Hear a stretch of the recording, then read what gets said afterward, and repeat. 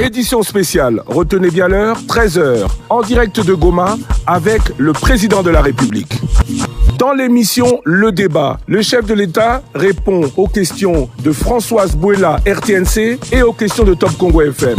Irruption du volcan Nyiragongo, suite et conséquences pour Goma, état de siège dans les Nord, Kivu et Ituri, Covid-19, élection 2023 et la suite à espérer du slogan « Le peuple d'abord ». L'émission Le Débat est la seule émission Oyo et possibilité.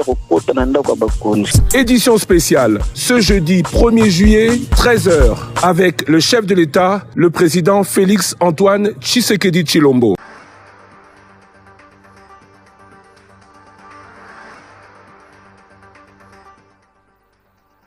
Chers auditeurs, chers téléspectateurs de la radio-télévision nationale congolaise et de Top Congo FM, bonjour à tous.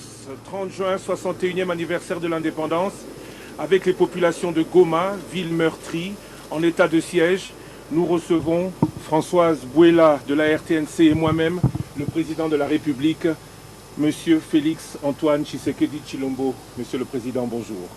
Bonjour, Christian de Sakweno. Bonjour, Madame Bouela. Merci, bonjour, Monsieur le Président. Merci, Monsieur le Président, et merci de répondre aux questions de la population congolaise sur différents sujets, Covid-19, gratuité de l'enseignement, le peuple d'abord qui attend les premières réalisations, union sacrée et politique, nous en parlerons. Nous parlerons aussi, vous êtes le président de l'Union africaine, relations internationales en général et accords avec les pays voisins. Les sujets sont nombreux. Pour démarrer cette émission, je cède le micro à Françoise Bouela de la radio-télévision nationale congolaise pour cette émission qui est réalisée avec les moyens techniques de la télévision nationale qui a brillé avec vous, qui a suivi tous vos pas ici depuis 3 semaines. Depuis 3 semaines où vous avez installé la présidence de la République au Nord Kivu. Françoise Bouela, bonjour. Bonjour Christian de Sakweno. Monsieur le Président, bonjour. 3 semaines dans la région de l'Est du pays pour parler du volcan de Nyiragongo qui a frappé Goma, le territoire de Nyiragongo. Vous êtes allé en compagnie de votre homologue rwandais aller visiter les sinistrés, notamment à Kibati. Monsieur le Président, qu'est-ce que vous avez observé? Parce qu'il y a des plaintes notamment sur l'assistance des sinistrés. Bien. Avant toute chose, j'aimerais vous saluer d'abord et vous remercier de me donner cette occasion de parler des problèmes du pays. C'est toujours très important, surtout à une période comme celle-ci. Nous venons de commémorer hier les 61 ans de notre indépendance, donc il faut à un certain moment pouvoir faire le point. Je voudrais dire ici, d'abord pour commencer, que lorsque ce drame est arrivé, je me trouvais en Belgique, après la conférence de Paris, à l'initiative du président Macron, qui voulait se réunir avec certains chefs d'État africains sur la situation économique de l'Afrique après la pandémie de Covid. Et donc, après cette conférence, j'ai dû me rendre à Bruxelles pour quelques contacts. Et de là, j'ai malheureusement appris la nouvelle. J'ai interrompu mon séjour, annulé tous mes rendez-vous et mis le cap sur Kinshasa. J'ai eu entre-temps de là-bas à parler avec le Premier ministre et je lui ai demandé d'envoyer une délégation ministérielle d'urgence qui est arrivée et qui a fait les premiers constats, qui a essayé même de parer aux premiers besoins, aux premières nécessités. Et aujourd'hui, je suis à Goma comme je l'avais promis. Je termine mon séjour et je peux vous dire que cette situation a été vraiment un drame. Et la première leçon que l'on peut tirer de cela, c'est de se dire plus jamais ça, plus jamais de cette manière. La prochaine fois que cela doit arriver, parce que c'est prévu, les sismologues le disent, les volcanologues, la prochaine fois que ça doit arriver, nous devons être préparés à parer au plus pressé. C'est pour ça que j'ai proposé que l'on réfléchisse sur la mise sur pied d'un service de prévention de catastrophes et de prévention et gestion des catastrophes et de prise en charge évidemment de la population dans ce genre de situation. Et donc, lorsqu'on veut nous faire le procès en disant oui, il y a encore des difficultés, mais c'est normal, il y a des difficultés parce que c'est une situation qui n'était pas prévue. Nous n'avions pas prévu. Et même les scientifiques de tous bords, parce que bon, on a fait à un moment donné le procès de l'OVG, mais personne n'a vu venir cette éruption. Et la première décision que nous avions prise à ce moment-là, parce que ne sachant pas dans quel sens va évoluer ce volcan, c'était d'évacuer d'abord les populations. Et je préfère avoir plutôt des problèmes de gestion humanitaire comme on les a aujourd'hui, plutôt que des gestions de drames humains avec des décès en catastrophe, de destruction en monstre. Et donc, il fallait parer au plus pressé et mettre la population à l'abri, c'est ce que nous avons fait. Ensuite, lorsque la situation s'est calmée, que les aéroports étaient ouverts et que bon, on pouvait se rapprocher de plus en plus de la population, on est venu, nous sommes là, nous sommes arrivés, nous sommes en train de suivre la situation. Elle n'est pas facile, il y a des populations qui ont tout perdu et qu'il faut absolument recaser. Le travail a commencé avec le génie militaire qui construit de nouvelles habitations. Il faut prendre en charge des problèmes de santé. Il y en a qui sont revenus avec des problèmes de diarrhée, de malaria, etc. Donc il faut prendre en charge. Nous avons installé un hôpital de campagne qui est jusqu'ici en tout cas paré pour faire face aux besoins. Mais nous sommes en train de suivre, nous verrons bien dans quelle mesure cet hôpital de campagne ne pourra pas être dépassé. Donc nous sommes en train de prendre les choses en main comme je l'avais dit. La situation est sous contrôle, mais évidemment, on ne peut pas dire que nous avons 100% de satisfaction parce que de toutes les façons, il y a des gens qui sont en détresse, qui ont tout perdu. Et ça, vous ne pouvez pas les combler à 100%, même s'ils ont un petit coin pour dormir, s'ils ont de quoi manger, ils ont quand même perdu leur milieu habituel, ils ont perdu des biens de valeur, donc ça c'est irremplaçable. Donc on ne peut que montrer une certaine solidarité avec eux tout en essayant de régler leurs problèmes, mais nous ne comblerons pas leur douleur. Monsieur le Président, voilà, vous avez dit que l'OVG aussi était pris des cours, mais dans les leçons à prendre, Monsieur le Président, vous ne pensez pas qu'il y a eu quelques failles d'un certain côté on pourrait au moins éviter ce qu'on est en train de... Les alertes par les scientifiques, par exemple, sur le mouvement du volcan, parce qu'on a appris qu'il y a eu des animaux qui ont quitté leur milieu.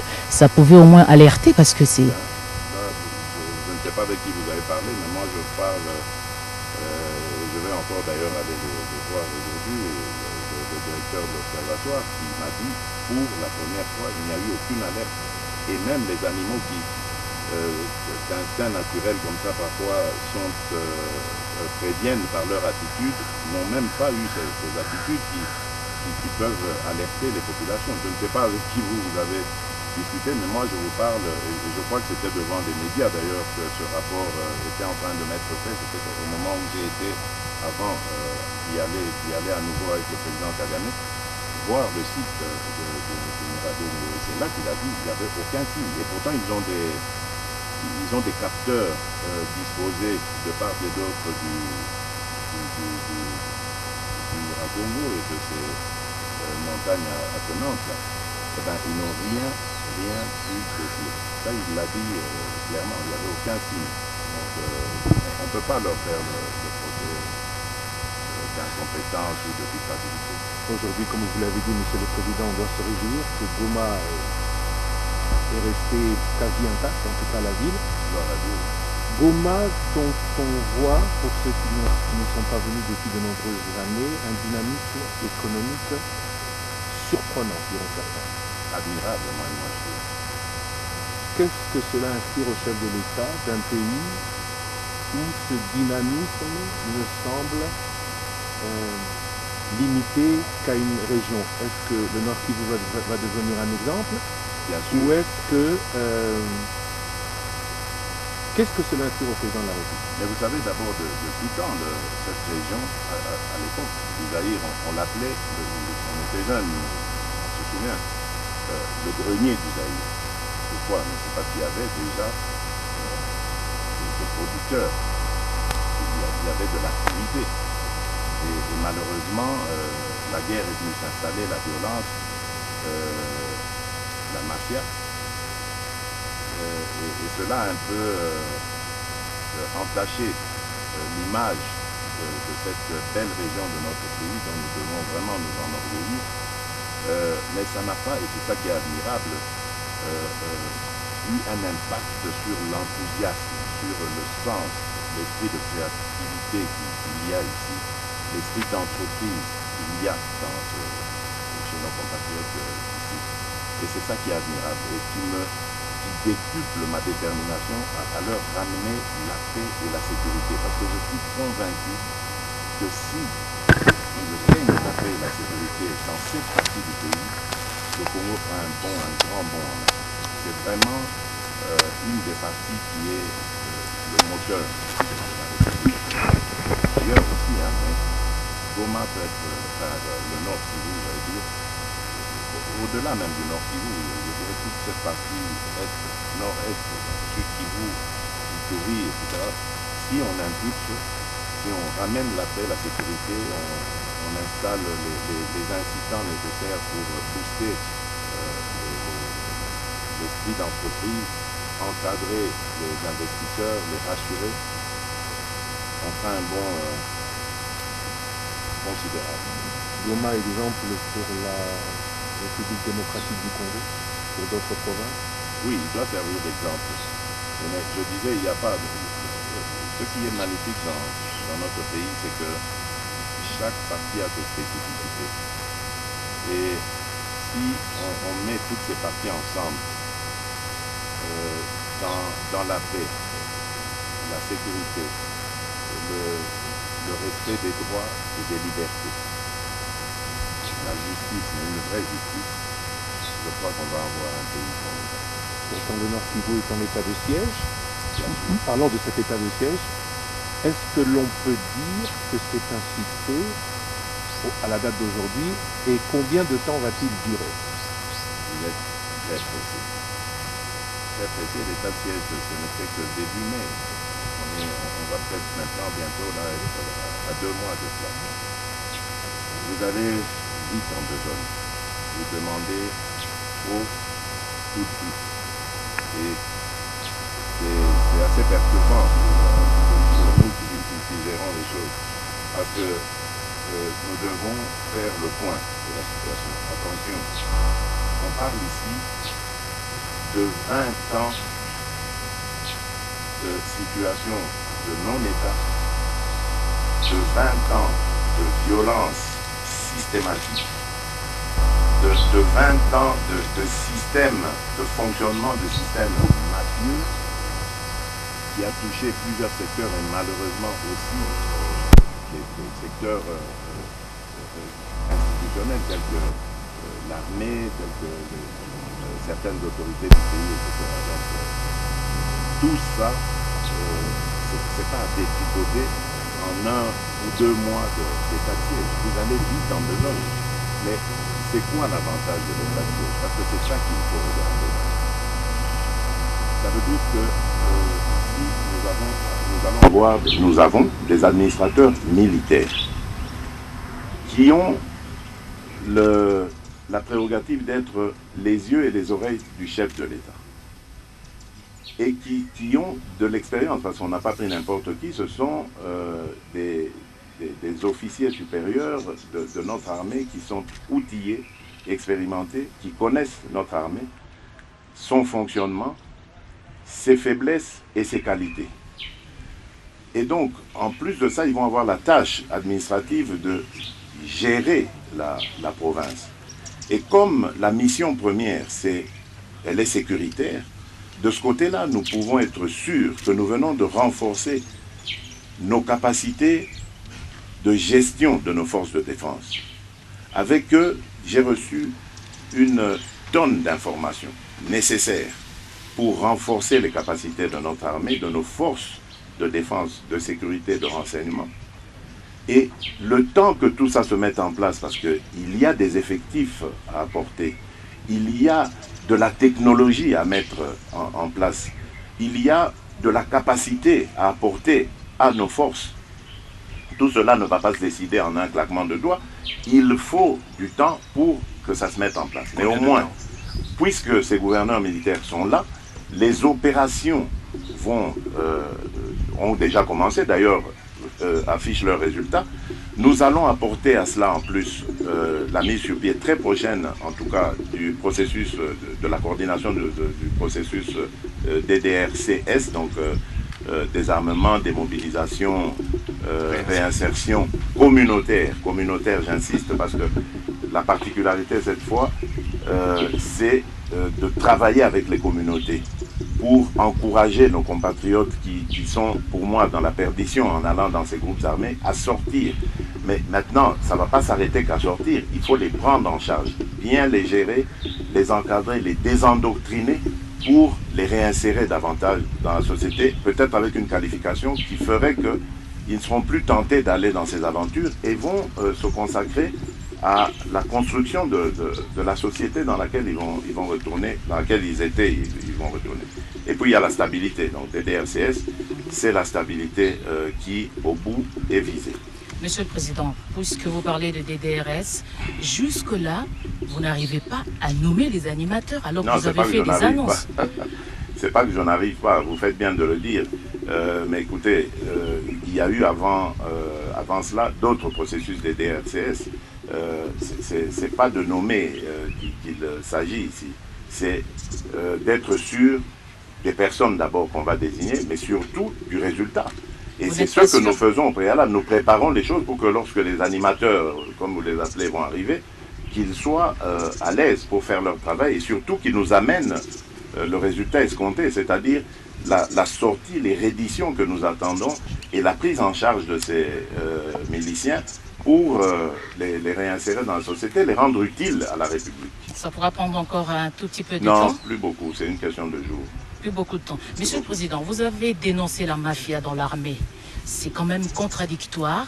Vous dénoncez la mafia, mais vous confiez la gestion de l'Ituri et du Nord Kivu aux militaires. La question de la confiance se pose. Madame, il y a de la corruption en République démocratique du Congo. Dois-je vous considérer comme une corrompue? Vous êtes congolaise, je suppose, non? Dois-je vous considérer comme une corrompue? Pourtant, la corruption est endémique en République démocratique du Congo. J'ai toujours dit, madame, que s'il y a un lieu où on peut encore trouver des gens qu'on peut appeler des patriotes dans ce pays, c'est bien notre armée. Et c'est pour ça que depuis mon accession à la magistrature suprême, j'ai tout mis en œuvre pour améliorer le sort de ces hommes en armes. Et de ces femmes aussi, parce qu'il y a des femmes parmi eux. Parce qu'ils le font preuve d'un patriotisme extraordinaire. Vous ne connaissez pas, madame, les conditions dans lesquelles ces gens vivent. Mais ils font fi de tout cela et ils donnent leur vie pour nous.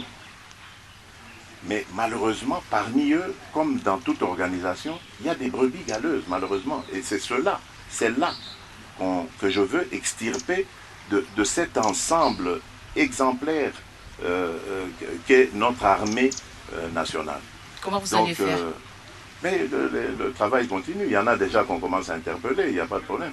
Donc, c'est pas ici que je vais étaler les stratégies des enquêteurs, etc. C'est après que vous verrez. Mais le but, c'est de mettre notre armée, nos troupes dans les meilleures conditions de travail. Qu'ils n'aient plus de soucis de leur famille, de leur propre traitement, est-ce que la solde va arriver ou pas, de leur équipement. Vraiment, c'est de les mettre à l'abri, de mettre les moyens nécessaires à leur actif pour qu'ils puissent fonctionner normalement. C'est ça qui m'importe le plus. Monsieur le Président, vous avez aussi observé qu'il n'y avait pas trop de vérité sur le nombre. Bien sûr, mais c'est tout ça quand je vous parle de mafia, mais c'est ça. Donc ça veut dire, on savait qu'on était en sous-effectif, mais on a fait passer, on a fait croire qu'il y avait assez d'effectifs et les moyens sont même sortis pour payer alors qu'on savait que c'était des opérations retour. Enfin, il y a eu des choses comme ça, mais ce ne sont pas les hommes de troupe, pas ceux qui meurent au combat. Ce sont les autres, les responsables de cette mégestion, de cette mafia, ce sont eux qu'il faut poursuivre et condamner pour haute trahison, parce que c'est vraiment exposer nos militaires à une mort certaine en les traitant de cette façon. Vous avez dit, Monsieur le Président, que cette situation dure depuis 20 ans, qu'elle ne va pas s'arrêter rapidement. Alors parlons... J'espère qu'elle s'arrêtera le plus tôt possible, mais il ne faut pas nous demander d'y mettre fin maintenant, alors que ça existe depuis 20 ans. J'ai l'impression qu'on a plus d'exigences vis-à-vis de nous que vis-à-vis de ceux qui nous ont précédés dans la gestion de ce problème. On a beaucoup plus d'espoir en vous, puisque merci. L'initiative vient de vous. Si nous inspirons de l'espoir, c'est déjà ça. Maintenant, il faut capitaliser. Parmi ceux qui profitent de ces 20 ans, ou qui ont profité pendant ces 20 ans, il y a les FARDC, mais pas que. Il y a les groupes armés, on en parle, congolais et étrangers. Mais il y a aussi, on les a souvent cités, on parle de plus de 20 ans de guerre, des pays étrangers. Est-ce qu'aujourd'hui, l'accord que vous avez conclu avec le président Paul Kagame et un autre avec le président Yoweri Kaguta Museveni d'Ouganda pour le deuxième, du Rwanda pour le premier, pays agresseur hier, est-ce que ces accords sont la matérialisation de ce que disait le président Sarkozy quand il s'adressait au Congrès, députés et sénateurs, il y a quelques années, en leur disant qu'il faut partager les richesses de la République démocratique du Congo pour avoir la paix? Bon, le président Nicolas Sarkozy, ou l'ancien président Nicolas Sarkozy, est toujours vivant. Allez plutôt lui poser la question, il explicitera sa pensée. Mais je ne crois pas qu'un homme responsable, il ait pu penser en disant cela que le Congo devait donner des pans de son territoire où se trouvent des ressources minières au Rwanda et à l'Ouganda. De toutes les façons, si c'était ça son vœu, ça ne se ferait pas. Moi, je ne vois pas les choses de cette manière. Moi, je vois les choses en termes de coopération. D'État à État, gouvernement à gouvernement, entité à entité, c'est ça que je veux favoriser. Vous avez parlé d'État agresseur. C'était, je me rappelle, le vocable de l'époque, d'une certaine époque en République démocratique du Congo. On a vécu dans cette situation, cette tension, on va dire, avec ces pays frères, voisins. Et quel est le résultat? On le voit. Toute la partie frontalière, la partie congolaise frontalière à ces pays est malade. Parce que je crois que quelque part, dans ce mano à mano que nous avons mené avec ces pays voisins, ils ont dû aussi développer des réflexes ou des stratégies pour nous combattre, parce qu'on avait annoncé clairement qu'on amènerait la guerre chez eux. Donc, vous n'allez pas dire à quelqu'un, demain je viens chez vous pour vous agresser, et lui il va vous attendre. Non, il va se préparer à y faire face. Donc c'est un peu ça qui s'est passé. On ne va pas juger le passé ni le contexte dans lequel c'est arrivé. Je ne suis pas de ce genre-là. Moi je suis de nature optimiste. J'aime regarder l'avenir. Je me dis, il y a eu beaucoup de mal entre nous. Aujourd'hui, il faut tirer un trait sur le passé et se dire, bon, regardons en face ce qu'il faut faire. Attention, je n'ai pas dit, on ferme le dossier judiciaire, justice. On a plusieurs possibilités de cela, mais moi je crois qu'avant de faire un quelconque procès, ouvrir une quelconque enquête, quoique les enquêtes sont déjà faites, hein, on parle de ce rapport mapping, etc. Il faut d'abord mettre nos populations en sécurité, il faut rétablir l'autorité de l'État ici, il faut rassurer les pays voisins et faire la paix avec eux et discuter justement de ces modalités de réparation. Parce qu'il n'y a pas de pardon sans réparation. Voilà. Mais je ne vois pas comment, en continuant à traiter Paul Kagame ou Yoweri Museveni d'agresseurs, de grands méchants loups, de diables et de tout ce que vous voulez, que je ne vois pas comment on peut réussir à obtenir justice et réparation. Donc il faut à un moment donné savoir tirer un trait sur ça. Je prends l'exemple de l'Allemagne et de la France, qui ont été des ennemis acharnés. Et parfois, l'Alsace passait du côté allemand. Et puis hop, revenait selon les péripéties, les circonstances, pendant des années, des décennies, voire peut-être un siècle. Aujourd'hui, ce sont les meilleurs amis du monde et leur couple forme le moteur de l'Union européenne. Certains vous diront peut-être parce que l'Allemagne a perdu devant la France. Est-ce qu'aujourd'hui, on ne négocie pas avec l'Europe? L'Allemagne n'avait pas perdu devant la France. Il y a une coalition, oui, il y a une coalition de forces qui ont fait plier l'Allemagne. Mais d'autres allaient peut-être se dire, bon, on fait profil bas, on attend le moment où on reprendra des forces et puis on repart à l'abordage. Et ce n'est pas arrivé. Aujourd'hui, on peut juger ce qu'on veut, mais ils ont compris qu'il ne faut plus jamais de guerre. Et vous verrez sur l'espace européen, économique européen, il n'y aura jamais plus de guerre. Eux, ils l'ont compris. La guerre, elle est très mauvaise. La guerre, elle est nocive pour tout secteur de la vie d'un pays, d'une nation. Et donc, moi, je me dis, c'est fini ça. La rancune, la haine, ça ne sert à rien. Laissons à nos générations futures cet esprit d'entreprise, de fraternité, de coopération, plutôt que de leur inoculer cet élément de haine vis-à-vis des Rwandais, des futurs Rwandais qui ne leur auront rien fait. Donc ils vont naître comme ça, on leur met dans la tête, il faut haïr le Rwandais, il faut haïr l'Ougandais, alors que celui-là ne lui a rien fait, et vice-versa. Donc je crois qu'il faut savoir tirer un trait sur tout ça, et se dire, regardons ce qu'il y a de positif à faire. Et aujourd'hui, je m'en réjouis parce que nous avons, c'est vrai, c'est encore balbutiant, c'est des petits projets. Il y a le projet de route Kassindi, Beni, Butembo, et plus tard peut-être Goma.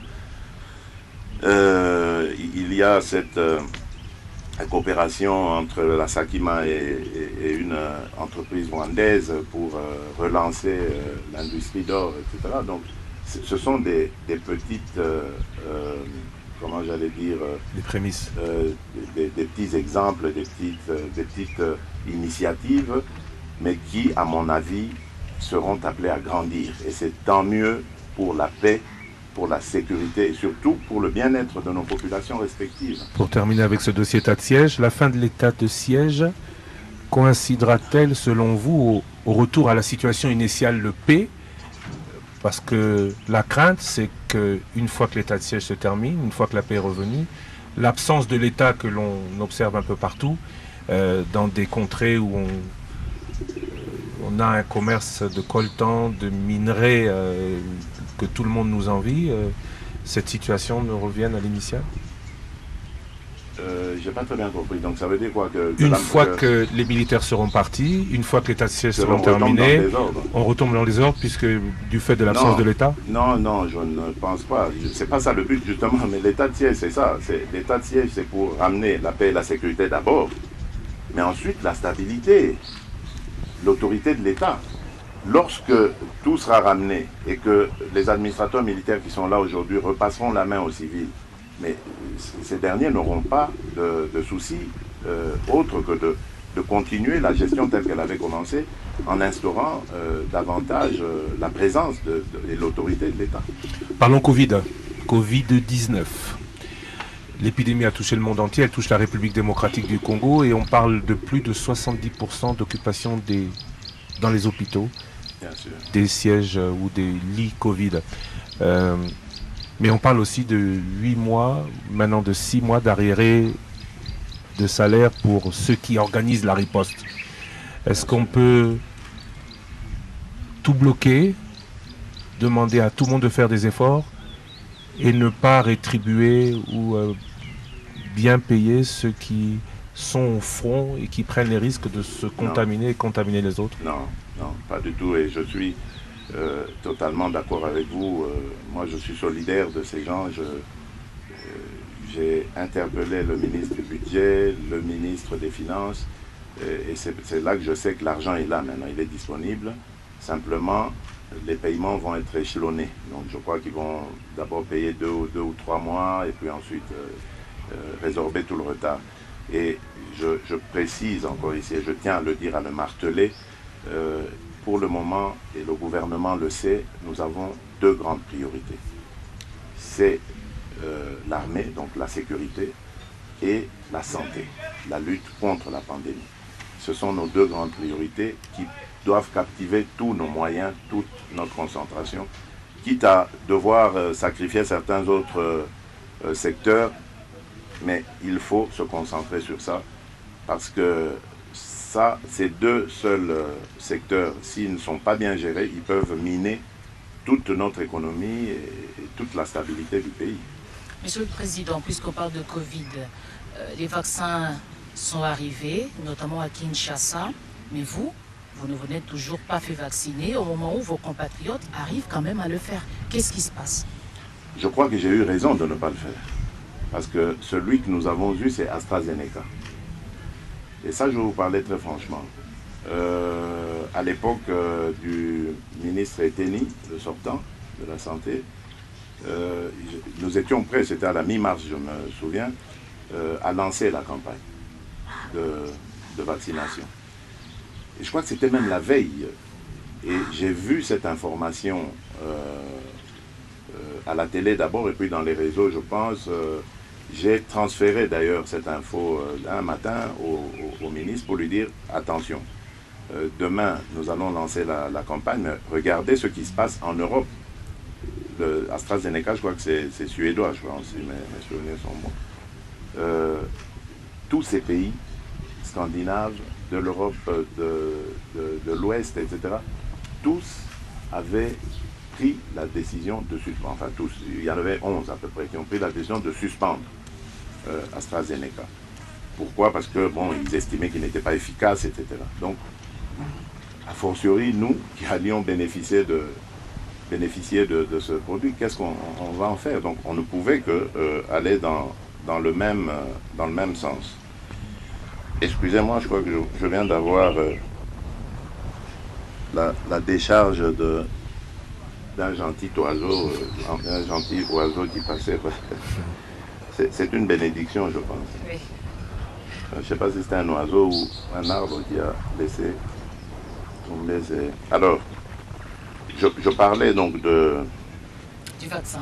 Du vaccin, de son efficacité. Et pour dire que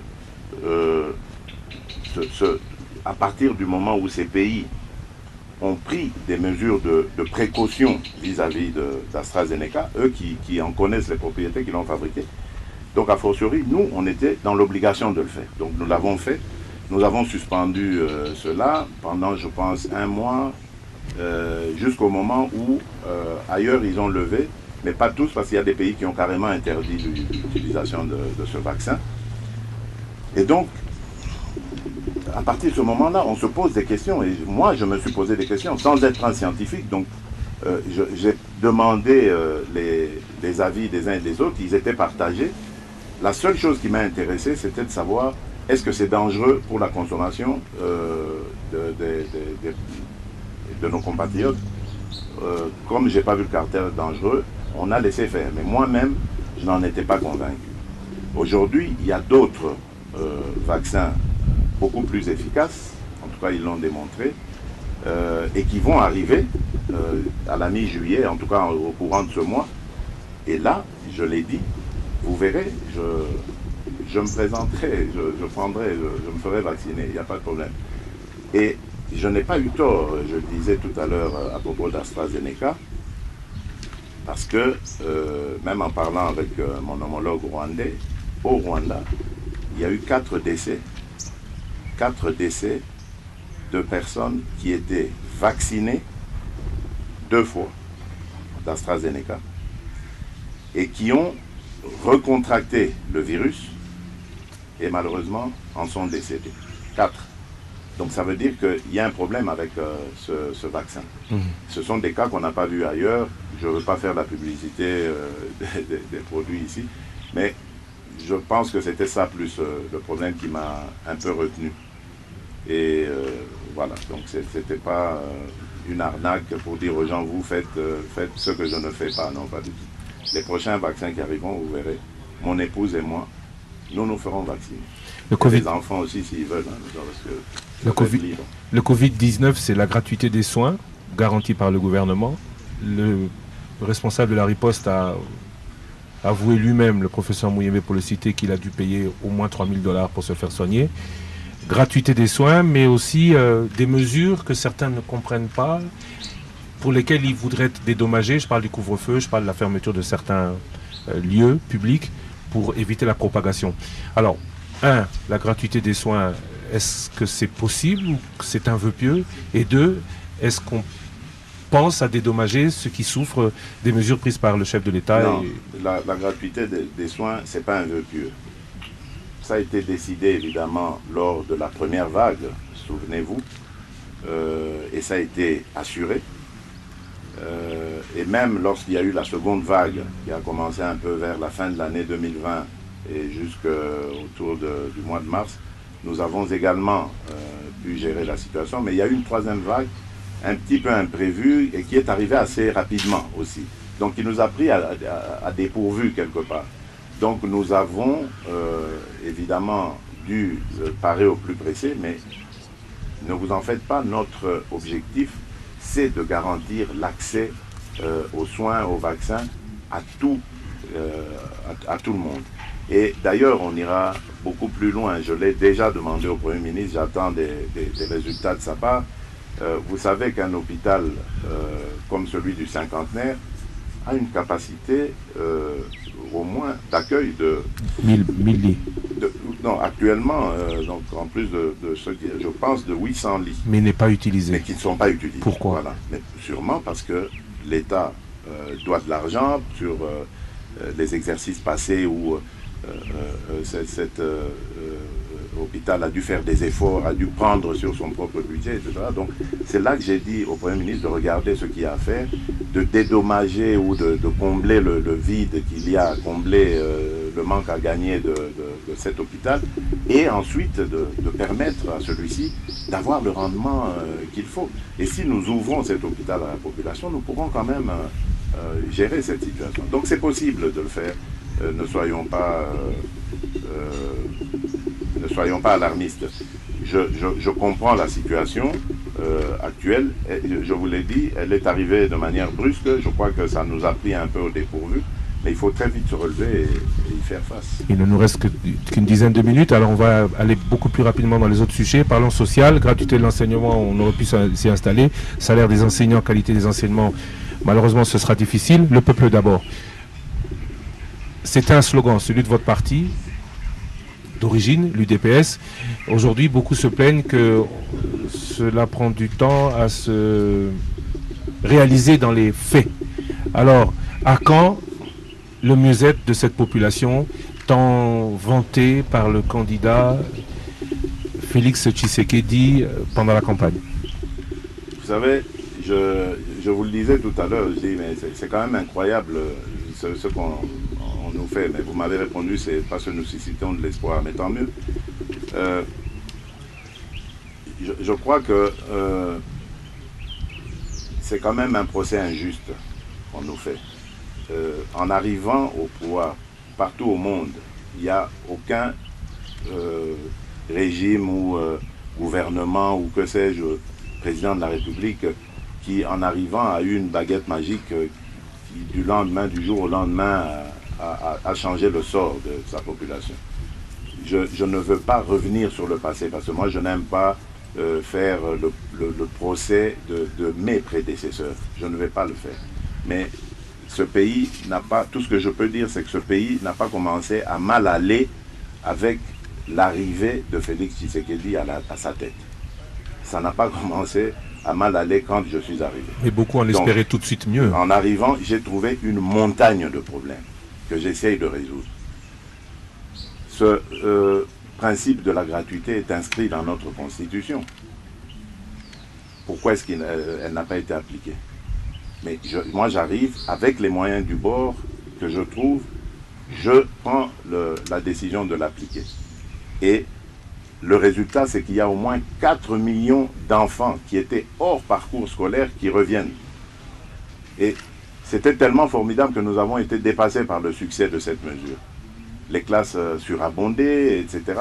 Donc, mais bref, l'essentiel, c'était de reprendre toute cette jeunesse, de l'encadrer, de la mettre dans un parcours scolaire. Donc, ce sont des efforts. Aujourd'hui, nous sommes en train de travailler sur la même chose, la gratuité de la santé, avec l'initiative de l'assurance santé universelle, pour que demain, tout Congolais, quel que soit son portefeuille, puisse avoir accès aux soins de santé. Mais ce sont des efforts, qui ne se concrétisent pas en un jour. Il faut de l'argent, il faut des structures, il faut de la réflexion pour ça. Il faut de la gestion par la suite. Donc ça doit se mettre en place. Mais je comprends, vous avez dit, nous suscitons de l'espoir, tant mieux, Dieu merci. Mais attention que ces gens qui espèrent beaucoup en nous ne nous étouffent pas par leurs attentes. Nous connaissons leurs attentes, qui nous laissent le temps de déployer ces attentes. Il y avait dans ce problème, et il y a toujours, des problèmes politiques, il y avait des problèmes institutionnels, de fonctionnement des institutions. Il y avait des problèmes de sécurité, il y en a toujours, je dis. Donc, ce sont tous des éléments qu'il faut régler pour qu'un pays soit mis sur de bons rails et puisse prospérer. Monsieur le Président, le dernier Conseil des ministres a décidé de baisser le prix, notamment de certains biens de première consommation, mais nous avons vu la réaction virulente de l'AFEC. Qu'est-ce qui se passe? Il se passe que c'est une lutte d'intérêts. Ils n'ont pas été consultés. Ce n'est pas vrai. Le ministre de l'économie, que j'apprécie d'ailleurs dans ses efforts et que je soutiens totalement, a adressé à plusieurs reprises des invitations à ces opérateurs économiques qui parfois les ont ignorés ou des fois envoyé des personnes qui ne pouvaient pas, des représentants qui ne pouvaient pas prendre de décision. Le ministre s'est retrouvé à un moment donné coincé. Il devait prendre une solution, une décision. Et je crois qu'il a bien fait de prendre cette décision parce que ça a fait réagir l'AFEC. Et donc ça l'oblige maintenant à venir à table et à discuter. Et c'est ce que j'encourage, moi. Il faut discuter. Parce que les uns sont les opérateurs économiques, ils regardent leurs intérêts, sont des privés, ils ne sont pas là pour nos beaux yeux, ils sont là pour faire des affaires, pour prospérer. Et d'ailleurs, moi aussi je les encourage et je ferai tout pour les aider à prospérer. Mais attention, ils sont les partenaires de l'État.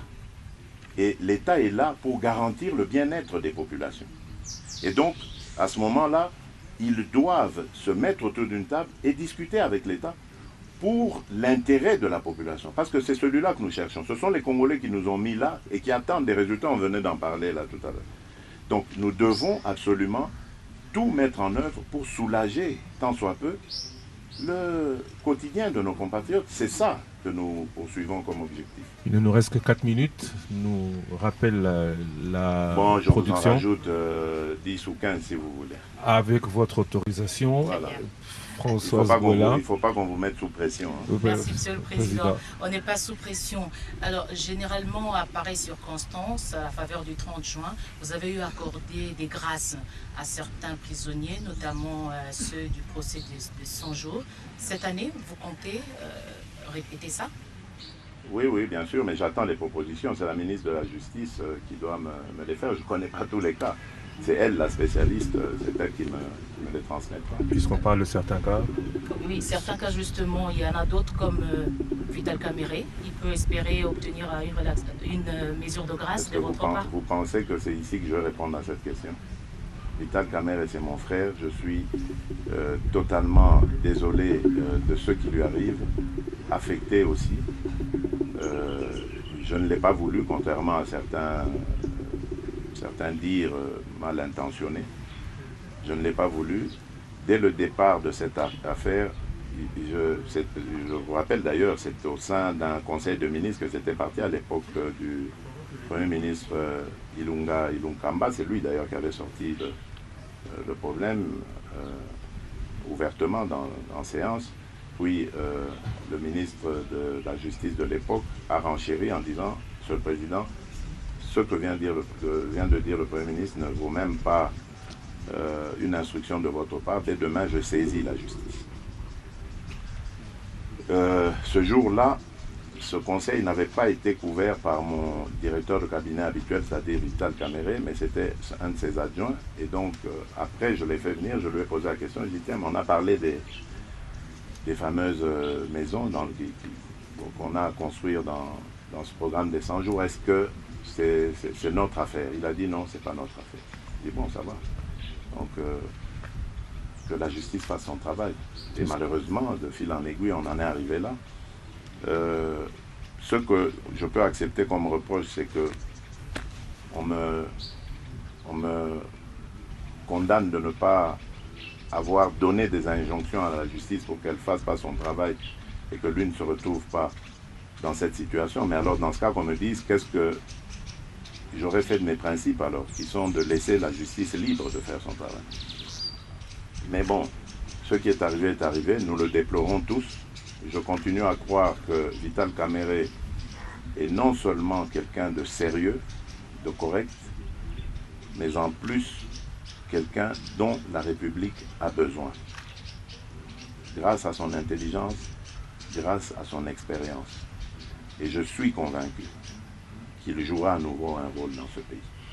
On parle de justice, parlons corruption, toujours présente de manière endémique, vol, vous venez de citer les détournements des soldes des militaires.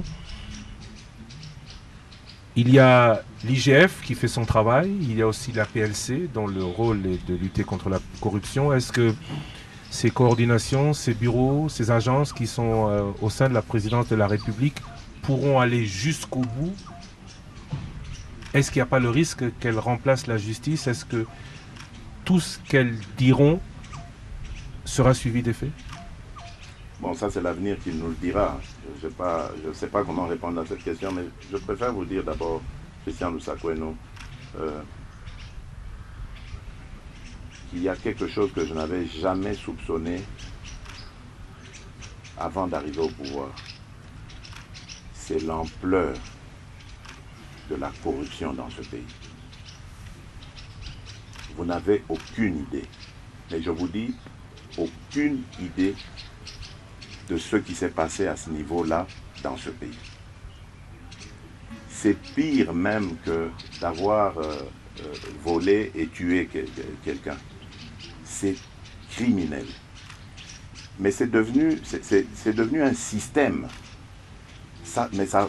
Quand vous découvrez ça, ça vous rend malade. Vous ne pouvez pas imaginer que des êtres humains peuvent être méchants à ce point. Aussi prédateurs. Parce que bon, je me souviens à l'époque du défunt maréchal Mobutu, on lui prêtait des propos qu'il aurait dit, mais mais je serais vraiment tenté de faire pareil, de dire pareil. C'est incroyable cette méchanceté. Aucun amour pour son pays. Donc vous savez, vous pouvez avoir une responsabilité, vous vous dites, ben bon, après moi il y aura des successeurs, et puis j'ai des enfants, et mes enfants, quand j'aurai disparu, eux vont rester dans ce pays, ils doivent vivre. Mais vous laissez quoi à vos enfants quand vous pillez ce pays de cette manière? Non, c'est incroyable. C'est pour ça que je vous dis, c'est l'avenir qui nous dira, parce que elle est terrible cette corruption. Je vous donne juste un exemple, la justice. J'ai fait des réformes. J'ai mis de nouvelles personnes, enfin, que j'ai trouvées, mais bon, en se renseignant, voilà, j'avais des preuves de leur probité, etc. Je ne dis pas, je ne les remets pas en cause, mais je dis, je pensais qu'elles allaient m'aider à impulser une nouvelle dynamique au sein de la justice pour la rendre vraiment ce moteur de l'état de droit, ce pilier de l'état de droit que j'attends, et ce redresseur de tort que je veux voir pour qu'ils mettent fin complètement à cette corruption, mais rien à faire. La corruption continue d'exister dans la justice. Et les failles continuent aussi. Ça fait que malheureusement, on n'a pas encore le résultat escompté.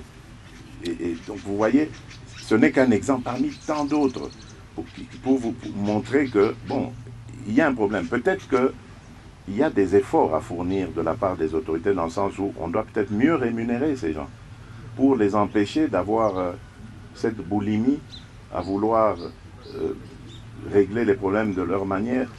Et là, je fais vraiment allusion au dossier qui concerne les titres fonciers, etc. Mais il y a des scandales.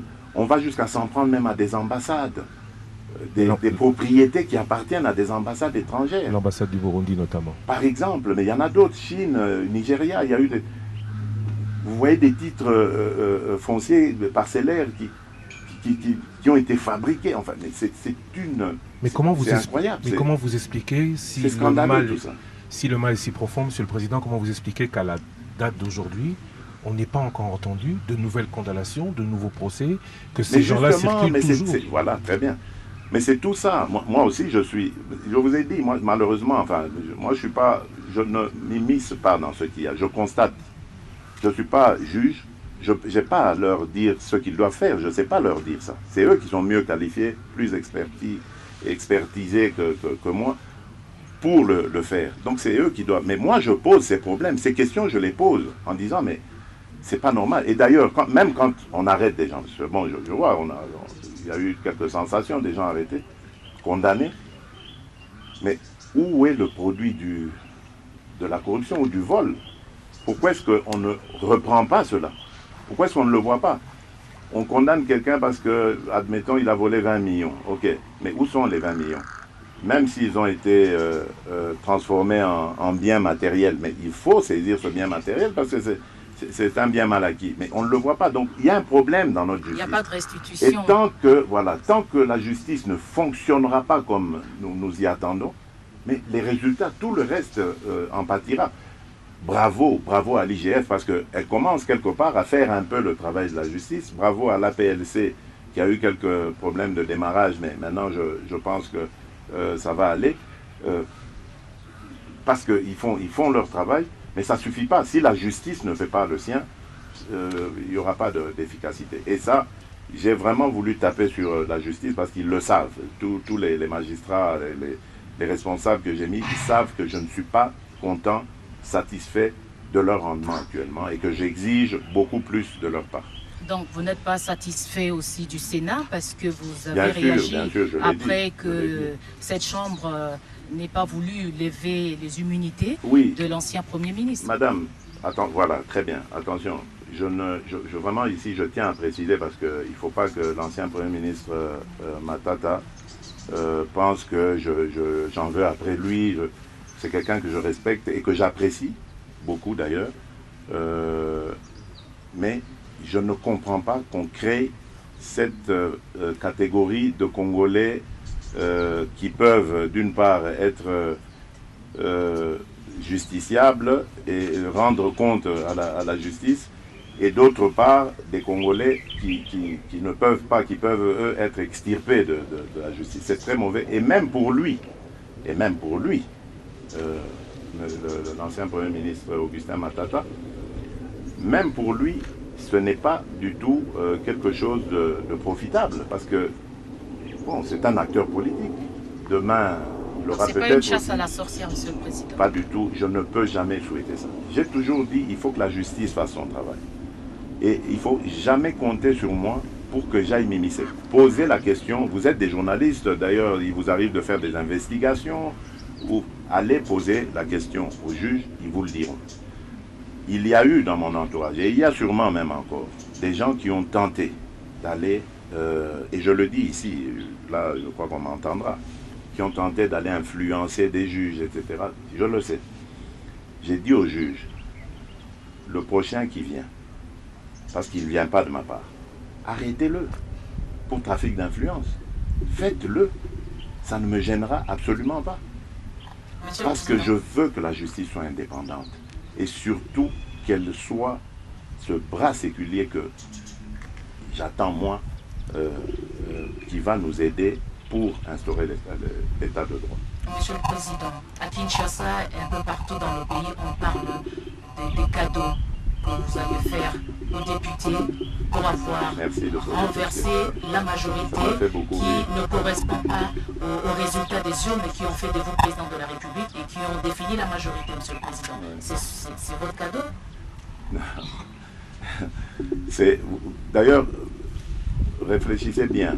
Vous verrez que ce problème ou ce pseudo-scandale est intervenu au moment où on parlait du problème des cartes de crédit à la Banque centrale, utilisées sur le Trésor, n'est-ce pas? Et donc ça a arrangé beaucoup de gens de faire plus de bruit avec cette affaire pour étouffer l'autre. C'est simplement ça. Et c'est pour ça que je disais tout à l'heure, ça me faisait rire, etc. Mais comment voulez-vous corrompre 500 députés? Parce que notre Assemblée nationale fait 500 députés. C'est 500 véhicules qui ont été commandés. Donc ça veut dire que même l'opposition aussi, alors je vais la corrompre. Ça n'a pas de sens. Souvenez-vous, au moment où nous construisions cette union sacrée, j'avais reçu les députés de l'Assemblée nationale. Et dans notre discussion, je leur ai dit, écoutez, les amis, moi je ne suis pas votre autorité morale. Déjà, oubliez ça. Moi, je veux une discussion d'égal à égal avec vous. Vous êtes les représentants de notre peuple. Vous devez faire votre travail comme il se doit. Et moi, mon rôle sera de vous mettre dans les meilleures conditions. Quelles sont, selon vous, les meilleures conditions pour que vous fassiez votre travail? C'est-à-dire que vous soyez à l'écoute du peuple, que vous rameniez ces revendications du peuple, que vous rameniez les réalisations ou les non-réalisations du gouvernement dans vos circonscriptions respectives, pour que l'on sache travailler en symbiose pour l'intérêt de notre peuple. Ils ont cité une série de revendications, parmi lesquelles il y avait des véhicules. Il y a parmi ces députés, si vous ne le savez pas, je vous l'informe, notamment ceux venus pour la plupart ceux venus de l'intérieur du pays, qui n'ont même pas de moyens de transport à Kinshasa. Or, ils doivent faire leur travail de député. Il y en a qui vont au Parlement en moto, avec tous les risques que l'on connaît. Il y en a qui vont peut-être à pied parce qu'ils n'ayant pas le... Alors, ils posent le problème, ils disent, Monsieur le Président de la République, nous voulons, comme dans les législatures passées, avoir aussi des véhicules pour pouvoir, qui vont payer à leurs frais, hein, je le signale ici. C'est pas que le président a une cagnotte quelque part qu'il... Mais certains ne reconnaissent pas, Monsieur le Président, d'avoir signé de crédit. Non, il n'y a pas de crédit, justement, parce que peut-être ça, c'est une méthode qui se passe. N'oubliez pas que l'Assemblée nationale a une certaine crédibilité, une certaine autonomie financière, etc. L'Assemblée nationale peut, et c'est déjà arrivé, rappelez-vous au Sénat, il y a eu à un moment donné une polémique avec l'ancien président du Sénat, M. Alexis Tambo Mwamba, qui avait fait faire des travaux, contracter des crédits pour faire des travaux. Mais voilà, c'est des choses comme ça qui arrivent.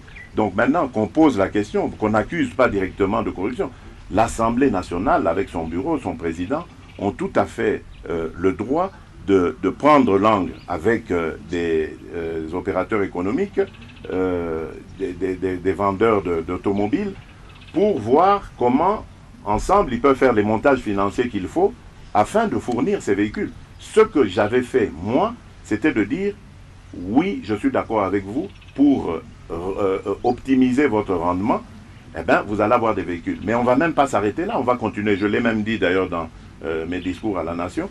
Nous allons renforcer le rôle de nos représentants nationaux en leur allouant, à chaque fois qu'ils vont en vacances parlementaires, un budget à chacun des députés pour que, quand ils rentrent dans sa circonscription, ils puissent avoir les moyens de se mouvoir, d'aller auprès des populations, de poser même certains actes, comme on le voit sous d'autres cieux, avec un budget. Mais pourquoi on ne parle pas de ça? Pourquoi là on ne dit pas que c'est de la corruption? Parce que je plaide aussi pour ça. Et s'il y a des moyens dans les caisses de l'État, je plaide pour qu'on leur donne certains moyens, qu'ils puissent faire leur travail. Parce que c'est ça que je veux. Je ne veux pas d'une chambre d'enregistrement Moi, je veux une chambre de représentants, des gens qui vont parler au nom de la population. D'ailleurs, une des preuves, rappelez-vous, il y a eu un débat, j'ai vu des gens qui se gaussaient de ce qui était arrivé, mais pourtant, moi, j'étais heureux de voir que moi, j'avais parlé de prendre des mesures par rapport à l'état de siège en demandant aux chambres de partir en congé et donc la loi d'habilitation, donc j'étais en train de chercher le mot, donc je voulais qu'ils votent cette loi d'habilitation pour que je puisse moi-même commencer à décréter cet état de siège sans devoir me référer, sa prolongation j'allais dire, sans devoir me référer à l'avis des chambres. Mais vous avez vu que démocratiquement, ils ont discuté, ils ont dit non, Monsieur le Président, vous n'avez pas raison. Donc moi j'avais émis un avis, eux ils ont décidé et je me suis incliné. C'est ça la démocratie que je veux voir. Le président n'est pas un surhomme qui a toujours raison, qui quand il a parlé tout le monde doit se taire. C'est pas ça que je veux. Moi je veux d'un pays où tout le monde a sa place et tout le monde a son mot à dire. Merci beaucoup, Monsieur le Président, de nous avoir accueillis, dans votre résidence ici à Goma, d'avoir accepté de nous accorder de votre précieux temps pour répondre aux questions que les Congolais se posent. Ici se termine cette émission. Il y a beaucoup de sujets qu'on n'a pas pu aborder malheureusement, faute de temps, malgré les 15 minutes supplémentaires que vous nous avez accordées. Ah, j'ai même pas regardé, on a pris les 15 minutes. Juste une question que personne ne nous pardonnera de ne pas avoir posée. Vous aviez promis de dire, une fois arrivé au pouvoir, quel est le salaire du président. Alors je vous la pose, si vous êtes en mesure de nous répondre, oui. Vous voulez que je vous parle très sincèrement avec mon cœur? Oui, Monsieur le Président. Je ne connais pas mon salaire. Je vous le dis très sincèrement. Je suis incapable de vous dire combien je touche. Parce que ça ne m'intéresse pas. Je ne touche pas des masses, ça ne m'intéresse pas. Et le peu qui me reste quand je reviens de voyage et tout, je fais beaucoup de choses que je ne veux même pas évoquer ici. Parce que moi je crois que, comme on le dit dans la Bible, lorsque la main droite donne, la gauche doit ignorer. Mon salaire ne m'intéresse même pas. Mais je sais qu'il n'est pas exorbitant. Et d'ailleurs, ça me donne l'occasion, peut-être le passage ici, pour dire exactement, je suis pour que l'on baisse le train de vie de l'État. Et en ce moment, d'ailleurs, j'ai donné des instructions. Ça ne dépend pas de moi, ça dépend du budget. On est en train de travailler très sérieusement à cela. Et à ce moment-là, je reviendrai pour vous dire exactement, au centime près du franc congolais, ce qu'est mon salaire. On a parlé tout à l'heure d'espoir que vous suscitez, que vous avez suscité, que votre élection, que votre arrivée au pouvoir a suscité. Vous avez récemment évoqué cet espoir et déclaré que si vous n'êtes pas en mesure d'accomplir tout ce que vous avez promis en 5 ans, vous briguerez un nouveau mandat. Alors, ces élections 2023, on en parle beaucoup. Auront-elles lieu à terme ou pas? C'est une autre question. Mais est-ce que vous pensez être candidat à ce moment-là à un deuxième mandat? Bon, ici, je veux qu'on soit très clair. Parce que j'ai vu une certaine polémique qui voulait s'installer à une question qu'on m'avait posée d'un de vos confrères sur mon intention de me repositionner en 2023. Mais écoutez, je crois que cela dépendra de la volonté de la population d'abord. Ça, c'est la première des choses. Ce sont nos concitoyens, nos compatriotes qui décident de notre propre sort. Voilà. Actuellement, nous venons de composer une coalition, une union d'intention, de bonne volonté, que nous avons baptisée Union sacrée de la nation, pour répondre aux problèmes du pays. Cette union n'est pas une plateforme politique ni électorale. C'est une, comme j'ai dit, union de bonnes intentions et de bonne volonté pour avancer le pays, répondre aux attentes les plus pressantes de la population, comme la paix, la sécurité, comme On a parlé ici de l'amélioration du quotidien, du pouvoir d'achat de nos compatriotes et bien d'autres choses qui peuvent tout de suite être prises en charge. Et cela en attendant que le mandat se termine et qu'on revienne de nouveau devant le peuple pour susciter ou solliciter, j'allais dire, d'autres ou son suffrage. Et donc, en attendant d'arriver là, nous devons nous consacrer à notre mission, nous concentrer sur notre travail. Et je ne veux pas que l'on dise, que l'on pense que parce que je veux continuer, j'ai une vision pour ce pays, je veux voir ce pays se transformer. Je crois que nous avons une chance, une occasion de transformer ce pays. Nous devons le faire. Mais je ne veux pas qu'on pense que parce que j'ai cette ambition, je vais commencer à me comporter comme si j'étais en campagne. Non, nous ne sommes pas en campagne. Ça doit être très clair. Là, nous sommes au travail d'abord. Lorsque le travail sera fini, nous nous tournerons vers le peuple pour dire, si vous êtes satisfait, alors redonnez-nous confiance. Votre confiance, parce que nous en aurons besoin pour continuer le travail. Merci beaucoup, Monsieur le Président. Merci Françoise Bouella de la RTNC. Merci à vous, auditeurs et téléspectateurs qui avez suivi cet entretien exclusif, cette édition spéciale, réalisée avec les moyens techniques de la RTNC, réalisée pour la rédaction de Top Congo FM avec avec toute la rédaction de la radio-télévision nationale congolaise qui couvre les suites du volcan Nyiragongo, qui couvre cet état de siège ici à Goma. Merci à vous tous de votre attention et rendez-vous pour, je l'espère, une prochaine expérience, telle expérience avec la radio-télévision nationale, très bientôt. Ici donc Goma, nous rendons l'antenne à Kinshasa et à très bientôt sur tous vos médias respectifs. Merci de votre attention. Édition spéciale, retenez bien l'heure, 13h, en direct de Goma avec le président de la République. Dans l'émission Le Débat, le chef de l'État répond aux questions de Françoise Bouella, RTNC, et aux questions de Top Congo FM. Irruption du volcan Nyiragongo, suite et conséquences pour Goma, état de siège dans les Nord, Kivu et Ituri, Covid-19, élection 2023 et la suite à espérer du slogan « Le peuple d'abord ». L'émission Le Débat est la seule émission Édition spéciale, ce jeudi 1er juillet, 13h, avec le chef de l'État, le président Félix Antoine Tshisekedi Tshilombo.